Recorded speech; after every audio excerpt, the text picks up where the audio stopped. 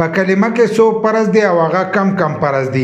نننۍ ویډیو چې دا هغه زمونږ د دې په باره کې ده، ځکه چې یو څو ورځې مخکې موږ د دې سوال تپوس کړو، نو زیاتر کسانو خو جواب صحیح راکړو او کمتر داسې کسانو چې هغو ته د کلمې د فرضو چې دی پته نه وه. نو په دې ویډیو کې به درته دغه فرض وایم او هغه کم فرض دي هغه به ورسره ووایم. خو نننی زموږ دا سوال دی چې په اوداسه کې څو فرض دي. بل لا چې موږ تاسو ته په هغه ویډیو کې ویلي وو چې په راتلونکي ویډیو کې موږ تاسو ته دا فرض وایو چې په کلمه کې کم فرض دي. بل لا چې د دین په کار کې چې دی په دې کې به شرم نه کوئ. که په دې کې تاسو شرم وکئ نو خپل ځان ته چې دی په خپله نقصان نه ځوئ.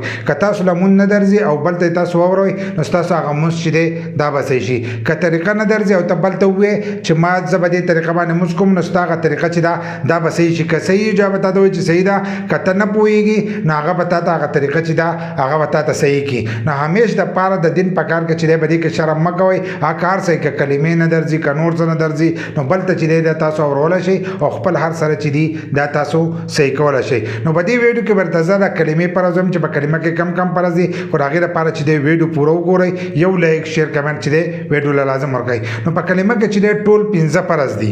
موږ چې کومه کلمه ولیده لا اله الا الله محمد رسول الله، نو په دې کلمه کې چې دی 15 فرض دي. اولنی فرض پکې دا دی کلمه ویل چې دي دا فرض دي. دویم پکې دا دی چې په الفاظو صحیح کوي. موږ چې کومه کلمه وایو چې د دې الفاظ موږ صحیح ادا کړو نو دا فرض دي. بل دریم نمبر فرض پکې دا دی چې د دې په معنا باندې چې دی په دې باندې موږ پوه یو. دغه شان دي د کلمې نه لاندې ژوند تېرول چې دي دا فرض دي او کلمه بل ته رسول چې دي دا فرض دي. نو تاسو راته ووایئ چې په دې فرضو کې تاسو په کومو باندې چې دی عمل کړی دی. ځکه چې فرض خو په دې کې 15 دي، خو چې په دې 15 کې موږ په کوم باندې عمل کړی